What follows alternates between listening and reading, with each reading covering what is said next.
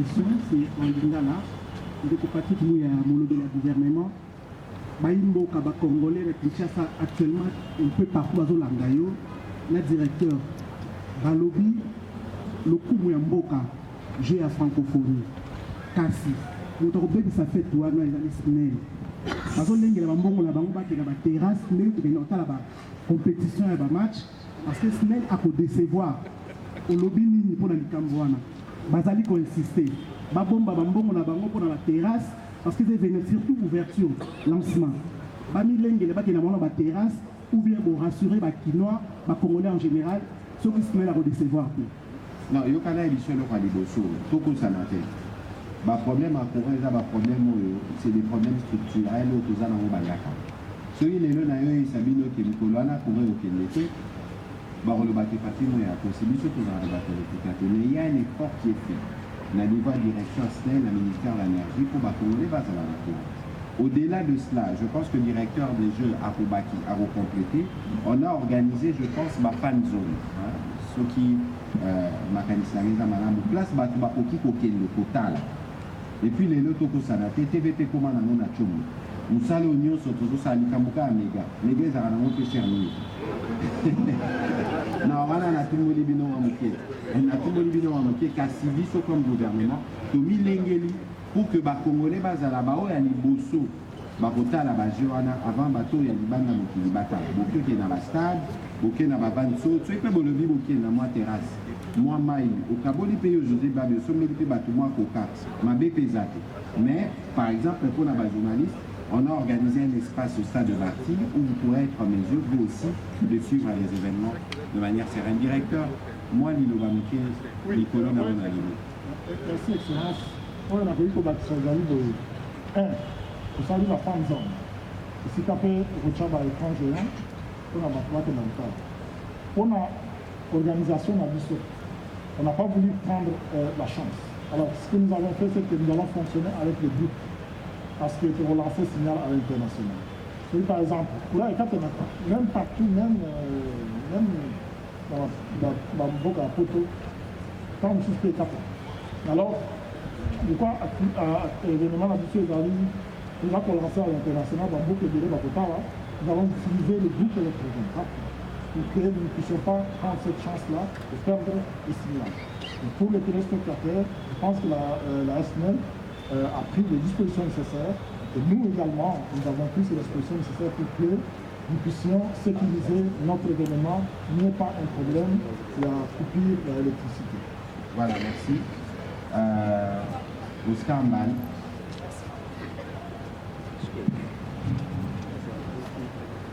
Merci beaucoup, Leurs Excellences. Merci, Monsieur le Président, directeur du Comité national des Jeux.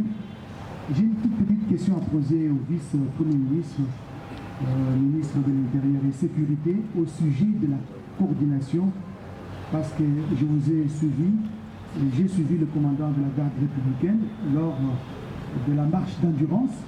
Il a décliné les 3 missions de la garde républicaine en dehors de la défense territoriale. La garde républicaine vient en appui à la police nationale congolaise. Je voudrais savoir, parce que la garde républicaine intervient justement dans la sécurisation de ces jeux et même des autres, quelle est la mission spécifique de la garde républicaine aux côtés de la police? Parce que j'ai vu au stade des Martyrs, vous avez recruté même des sociétés de gardiennage. Qui va faire quoi et comment pour éviter les chevauchements sur le terrain?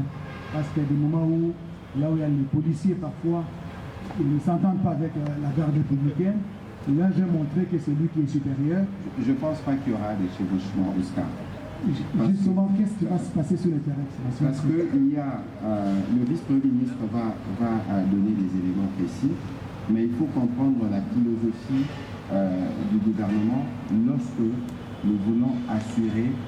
Le vice-premier ministre a dit tout à l'heure que le président a donné des consignes qu'il faut 0 incident. Nous vivons dans un contexte précis que je ne voudrais pas rappeler ici, mais tous vous êtes au courant. Et donc, l'événement, comme les Jeux de la francophonie, c'est le plus grand événement sportif qu'on a jamais accueilli après le combat à l'île Coréna. Il y aura 2800 athlètes, je pense, et toutes ces délégations qui vont arriver. Donc les besoins de les sécuriser sont énormes. Il faut sécuriser là où ils vont loger. Il y a évidemment la sécurité qui est faite par la police, la garde républicaine qui est reconnue pour être plus dissuasive, vient en appui, c'est une précaution où il n'y aura pas de chevauchement, parce que tout à l'heure le vice-ministre parlait de communauté des renseignements, et donc il y a un plan opérationnel dans lequel tous les services interagissent pour voir dans quelle mesure nous assurons la sécurité de manière générale. Et puis il y a, parce que je vous ai parlé des protocoles de l'OIF, dans l'organisation, il faut confier une partie de la sécurité, les directeurs des DIRA, je pense sous son contrôle, il dira mieux, à une société privée qui est chargée d'une sécurité spécifique. Donc il y a plusieurs dimensions dans la sécurité, mais le tout pour nous, c'est de nous assurer, c'est le vice-premier ministre qui coordonne cela, c'est de nous assurer qu'il n'y ait aucun incident, c'est de nous assurer que tous les services puissent interagir de manière correcte et satisfaisante. Comprenez, ça c'est la philosophie générale. S'il y a maintenant des besoins spécifiques, le vice-premier ministre pourra les spécifier. Non, monsieur le vice-premier ministre. Je pense que vous avez donné une réponse, et même dans votre question, il y a des réponses, il y a une réponse. Vous avez parlé faisant allusion au commandant de la garde républicaine qui a donné les 3 missions de la garde républicaine.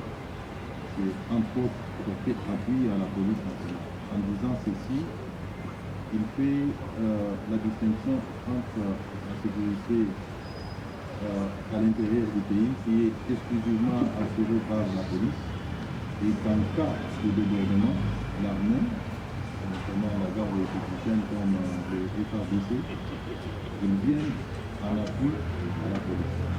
Je l'ai dit que ce sera la police qui va coordonner les opérations de sécurisation. Et cela est connu de tous. L'armée, c'est un corps disciplinaire avec des commandants bien instruits. Chacun des commandants va donner des directives à sa troupe pour indiquer qui est responsable, qui va faire quoi. Donc la question est très simple. L'armée vient en appui à la police. La police jouera le premier rôle de coordination des opérations et l'armée l'accompagne dans sa mission. Voilà, monsieur le directeur de jeu, un complément rapide sur le sujet de la sécurité. Je peux ajouter rapidement que ce n'est pas spécialement en RDC. Si vous voyagez à travers le monde, vous arrivez à l'aéroport de Charles de Gaulle, vous allez voir les militaires armés jusqu'aux dents, en train de circuler, en train de faire la sécurité. Donc l'armée vient compléter. Voilà. Donc c'est dire qu'il y aura un seul centre de commandement, mais selon la charte de l'OIF, on ne veut pas avoir les hommes en uniforme à l'intérieur des RDG. Ainsi qu'à l'intérieur des RDG, nous avons un système de surveillance intelligente parce que nous avons acheté plusieurs matériels pour une sécurité, pour une surveillance intelligente avec les caméras, avec les portiques, avec les scanners et tout ça, pour nous assurer que les personnes qui rentrent à l'intérieur des RDG ne sont pas dangereuses. Et à l'extérieur, justement, il y a la police nationale avec tous les autres services, y compris la garde des civils, qui vient pour renforcer. Parce que tout cela, c'est pour dissuader toute personne qui aura de mauvaises idées. Parce que vous savez, quand on organise des faits d'événements, il y a des gens qui s'essayent pour qu'on parle d'eux. Et donc, on prend toutes les dispositions pour s'assurer que tout se passe correctement. Mais c'est l'occasion d'ailleurs de lancer un message parce que sur les réseaux sociaux, j'ai vu qu'un internaute m'écrivait pour vous dire qu'on veut préparer des étudiants, que faire de manifestations de ceci ou de cela. Ici, on doit rappeler que la période des Jeux est une période qui est très sensible où la sécurité sera maximale. Et donc, s'il y a des gens qui pensent pouvoir profiter de ce moment pour gâcher la fête, ils vont rencontrer la fête finalement. Là, je voudrais ajouter que s'il y en a qui vont se heurter contre l'ordre établi pendant ce temps, ils passeront tout leur temps en détention jusqu'à la fin du jour. Allez, je pense que les étudiants, ce sont des universitaires, ce sont des gens intelligents qui comprennent mieux ce qui se passe. Pour notamment nos étudiants congolais ou ceux de l'université de Kinshasa, je peux vous dire qu'on a fait des investissements importants à l'université de Kinshasa. Importants. Je ne pense pas que quelqu'un puisse s'engager à essayer d'instrumentaliser un étudiant qui va rentrer dans des homes qui sont réaménagés, des routes hier, on a asphalté toutes les voies, et on a mis Internet, on est en train de faire des investissements importants. Si vous allez voir le restaurant qui est en train d'être mis en place, le chapiteau qui a été installé là-bas, c'est important, c'est énorme.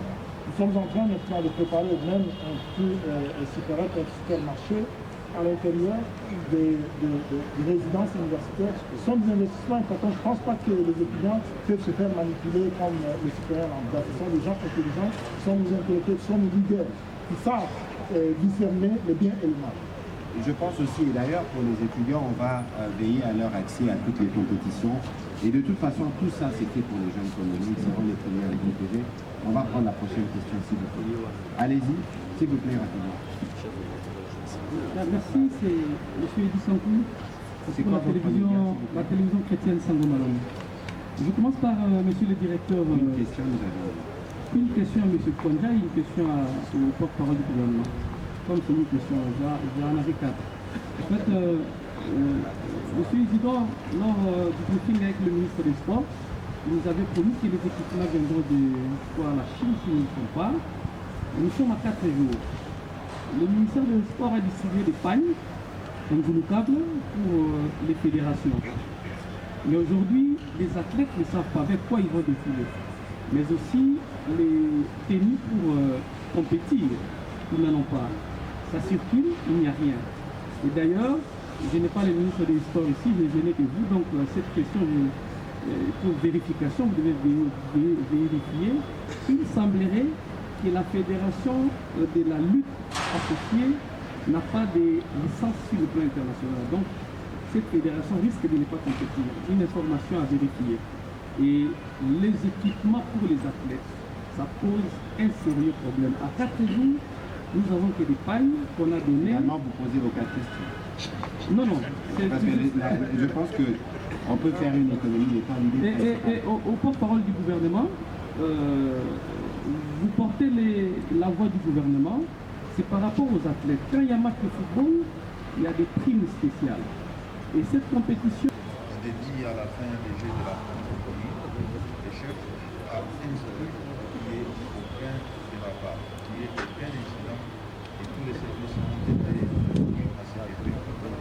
On a annoncé les ministres, nous avons l'assistance de la commission de la ville de Kinshasa, c'est lui qui va commander les dispositifs sécuritaires autour de ces Jeux. Il venait d'achever avec d'autres services les plans de sécurité que je ne souhaite pas dévoiler ici, mais néanmoins, il est prévu des appuis mixtes, l'armée et la police, pour justement risquer de monter des fous contre les bons développements des jets tels qu'annoncés. Il y aura des fois de village, il y aura des contrôles de routine et que tout le monde soit préparé, mais qu'on ne considère pas qu'il va s'agir de tracasserie, il s'agira des mesures de sécurité, notre sécurité à nous, bien sûr, et surtout pour protéger tous ceux qui viendront assister à ce jeu, les athlètes comme les spectateurs. Voilà, brièvement, Merci beaucoup, M. vice-président. Évidemment, lorsque vous poserez des questions, nous aurons l'occasion de venir. Nous faisons ces briefings en direct du stade Tata Raphaël, en direct sur la RTNC. Et les gens qui nous suivent parce que la connexion est faite par fibre. Ça vaut aussi un test pour les équipes techniques qui travaillent pour être sûr que nous sommes au point, parce que toutes les compétitions qui seront faites, que ce soit ici au stade de Tata Raphaël ou à la RTNC, seront instantanément suivies. Et donc il faut considérer que vous faites partie de cette expérience. Et s'il y a des désagréments techniques à la maison, nous le saurons, parce que pour le vendredi et pour la suite, nous devons être top. Monsieur le directeur de jeu, qu'est-ce que vous pouvez nous dire aujourd'hui? Combien de délégations sont finalement annoncées? Combien de pays? Combien de participants qui sont déjà arrivés? Comme ça, ça va nous permettre de donner de la matière à des professionnels des médias avant que nous soyons. Merci, Excellence. Je veux d'abord remercier également Excellence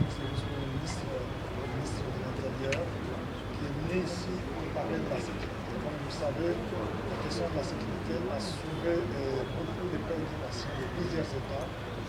Certains même se sont désistés pour cette raison-là, alors qu'il n'avait été rien de tout cela. Le gouvernement a pris beaucoup de mesures de sécurité, comme je l'ai arrêté plusieurs fois. Les athlètes seront logés dans des résidences universitaires clôturées.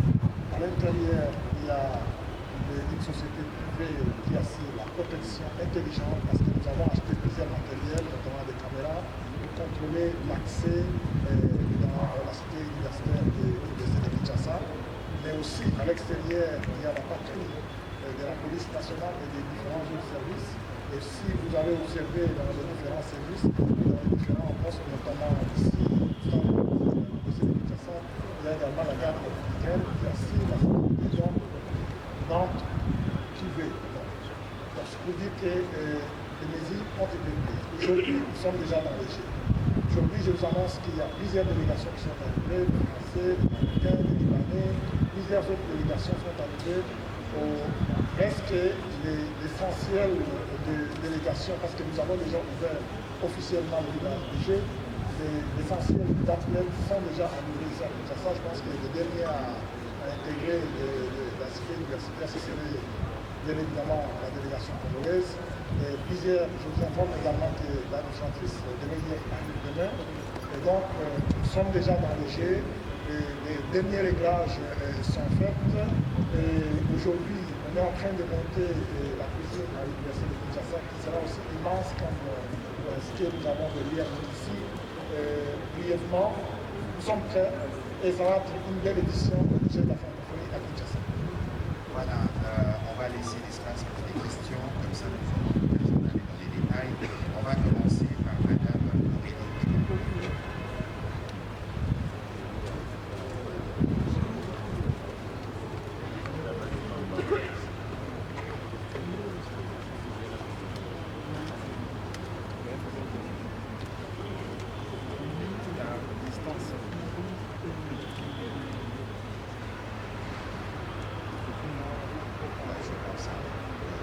De toute façon, je pense que la prochaine question, ce sera toujours là, ou Blaise Aïda.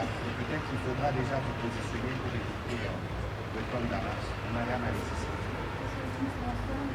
Alors, j'ai une première question à qui veut la prendre. Est-ce que la présidente du VIF, Chicago, sera présente pour ce jeu? Et la deuxième question, ça va être à M. le ministre de l'Intérieur.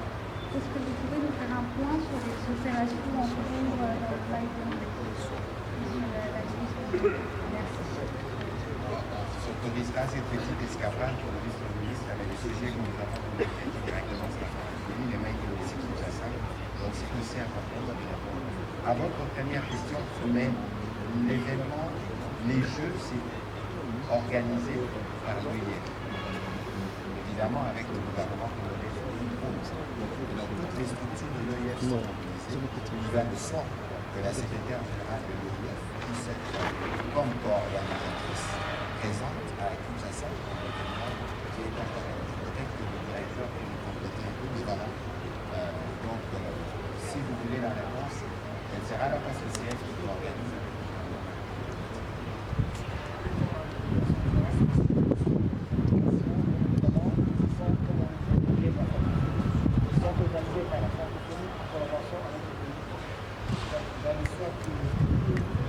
J'espère que vous, professionnels de médias, vous avez eu l'occasion de faire aussi le tour, de découvrir le travail immense qui a été fait.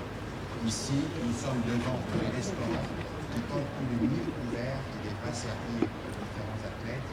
Derrière vous, c'était le site initialement prévu pour être le village où on devait accueillir les compétiteurs, mais malheureusement le site ne sera pas totalement prêt. Mais nous pourrons y héberger 700 à 1000 personnes suivant les demandes qui ont été formulées auprès de la Direction nationale de jeu. Et donc ce soir, nous revenons faire le point. Vous savez que le samedi, le président de la République lui-même avait tenu à faire le tour des différents sites. Il est reparti heureux de voir que les travaux sont bien avancés, et même si il garde sa satisfaction pour la fin du jeu, parce que pour nous, nous ne sommes qu'en train de franchir des étapes jusqu'à ce que nous allons accueillir tous ces milliers d'athlètes qui arriveront dans l'équipe de nos bâtiments. Nous aurons l'occasion d'aborder des sujets avec le directeur du jeu. Vous vous souviendrez aussi qu'au dernier Conseil des ministres, nous avons parlé des derniers préparatifs. Le vice-premier ministre qui avait fait le tour avec le groupe des diplomates des pays francophones avait fait le tour notamment ici. Il a fait le rapport au Conseil des ministres et il a été décidé au Conseil que l'accès au stade pour la cérémonie d'ouverture sera gratuit.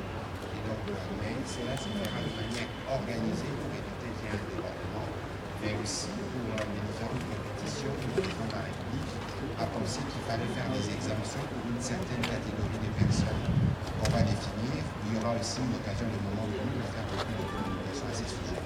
Et donc ce soir, nous voulons refaire le point. On aurait pu être, excusez-moi, avec notre collègue ministre d'État, ministre des Infrastructures, parce que c'est lui qui a supervisé tous les travaux, mais il vient à peine d'atterrir à Bukavu. Peut-être que nous aurons l'occasion de l'avoir ici demain ou plus tard mercredi, parce que nous devons laisser tous les ministres se concentrer par rapport justement à la bonne organisation de ces Jeux. L'un des défis majeurs de l'organisation de ces Jeux, c'est la sécurité. On en a beaucoup parlé et de ce point de vue, il y a des dispositions qui ont été prises à la fois pour la ville, mais aussi pour la sécurité des différents athlètes dans leurs différents sites d'hébergement. C'est pour ça que nous avons l'honneur d'accueillir ce soir le vice-premier ministre, le ministre de l'Intérieur et Sécurité, Maître Pierre Kazadi. Bonsoir, monsieur le vice-premier ministre. Et dans l'assistance, nous avons le nouveau inspecteur, le nouveau chef de la police provinciale, commissaire, le nouveau commissaire provincial de la police de Kinshasa, qui est là parmi nous, ici à l'université du Grand en complément à ces différents vice-premiers ministres, parce qu'il est question aussi de communiquer sur les dispositions qui doivent être prises pour le trafic.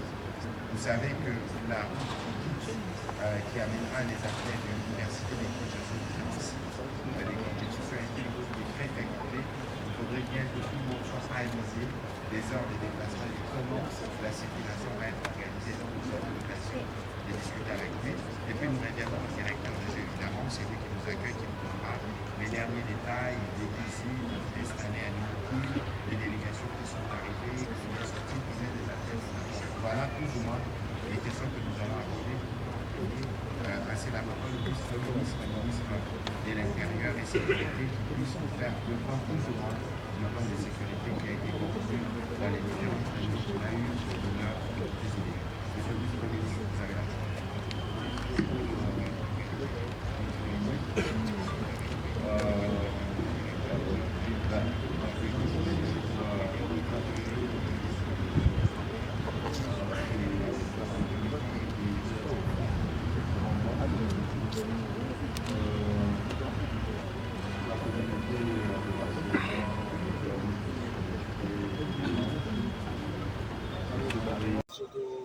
Ça va moyen, tout ça va moyen, on peut travailler 24/24 et tant que nous avons tout le monde a nous la 3e 4e ingénieur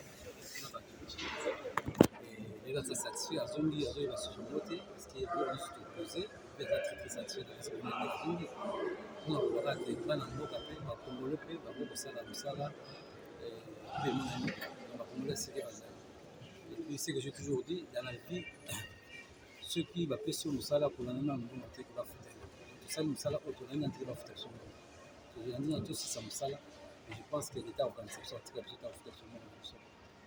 ça dans Moussala tout ça sert non pas manger ça là tout ça sert président de la République tout ça sert peuple congolais à mon avis bana na bataki na mboka mipaya utanga kuyikola kola biso tozongi siko apona komisa mboka biso c'est exemple moi on est dans ce qui présente qui termine à poser ma question ou à poser ngai bana msala ndenge nini na wapi on doit se faire ça ça vraiment très ému en tout cas ça très satisfait merci Les militaires de la garde républicaine de la garnison de Kinshasa, de Lubumbashi, de Kolwezi et de Kalemi ont effectué tôt le matin de ce samedi 22 juillet 2023 une marche de dissuasion et d'endurance. À Kinshasa, ils ont été déployés à travers les principales artères de la ville et ont donné la mesure de leur capacité à parer à toute éventualité. Cet exercice de routine a été hautement physique.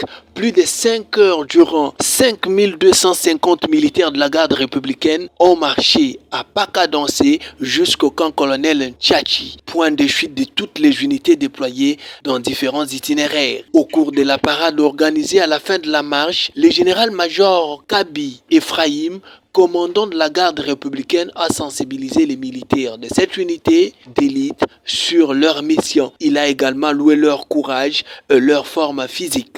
Bouti kolakisa, ke bozali mibali, ke bozali bilombe, ke bozali mapinga ya solo. Kasi pona yango, veuillez recevoir mes sincères félicitations. Ya mibale, biso tozali basoda, boyeba ke de même manière, exercer activité à l'élo de même manière. Bozali babengami pona ko défendre l'intégrité territoriale ya mboka na biso. Boyeba ke à tout moment bako benga bino pona ko répondre na appel ya commandant suprême. Parce que souci na ye ya tout le temps ezali ya kosilisa bitumba oyo ezali na este. Lelo yo bolakisi en face du monde que vous êtes costaud, vous êtes bien formé et vous êtes discipliné. Voilà les critères pour un bon combattant.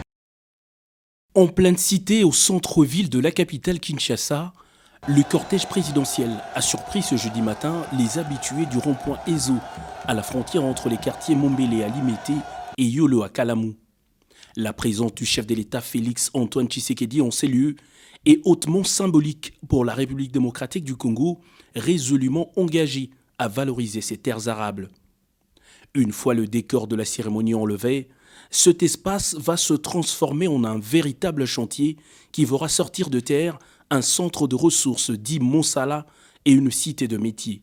Autrefois très célèbre pour sa formation en agronomie, cette école cycle court de moniteurs agricoles créée en 1959 va renaître dans une entrepôt grâce au projet Kin Emploi qui répond à la vision politique du président de la République. La construction du centre Monsala entre dans le cadre du projet Kin Emploi, un programme salutaire qui apporte, en collaboration avec le ministère de la Formation professionnelle et métiers, un appui au développement de l'employabilité et l'entrepreneuriat à Kinshasa. Il vise ainsi à accompagner près de 5000 jeunes Kinois, dont 2500 à l'employabilité d'ici 2025. Pour rendre plus pratique la formation dispensée, un dispositif pédagogique technique et numérique sera mis en place. La transformation agroalimentaire et l'apprentissage du numérique dédié à la promotion agricole sont là quelques filières de formation prévues. Le centre sera ouvert à toute personne désireuse d'obtenir des informations et assistance sur des questions et projets du secteur agricole. La cité de métiers de Mombele est donc le projet pilote. 4 autres centres du genre verront le jour dans les 4 zones linguistiques du pays pour lutter efficacement contre le chômage et donner du contenu à la revanche du sol sur le sous-sol, ardemment voulu par le chef de l'État, Félix Antoine Tshisekedi Tshilombo.